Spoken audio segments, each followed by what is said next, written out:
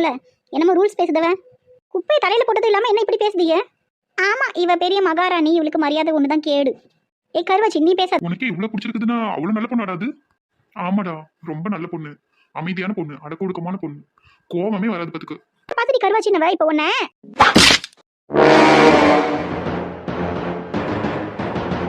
ஏமா யார் மணி? கோயில் கொடிமரம் மாதிரி கொஞ்சம் கையை விடுறியா, வலிக்குது. ஆமா, கோவில் கொடிமரம் தான். உன் மேல அப்படியே சாஞ்சேன்னா சட்னி ஆயிடுவேன். நைட்டு டிஃபனுக்கு பொட்டணம் கட்டிட்டு போயிருவேன் பாத்துக்கோ. அது வரைக்கும் எங்க கையை பூ பறிச்சிட்டு இருக்குமா? ஆஞ்சு போடுவா, ஆஞ்சி 2 பேரையும் தெரிஞ்சுக்கோங்க. அவங்க அப்பா பாத்துருவாருன்னு என் கூட வண்டியில கூட வரமாட்டேன்னு சொல்லிட்டா. அப்ப எவ்வளவு பெரியவங்க மேல மரியாதை வச்சிருக்கா பத்தியா?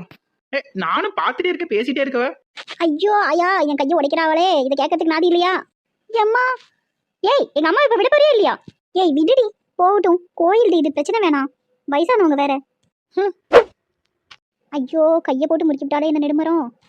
அம்மா வாமா நம்ம போவோம். இவ கையில கட்ட முளைக்க.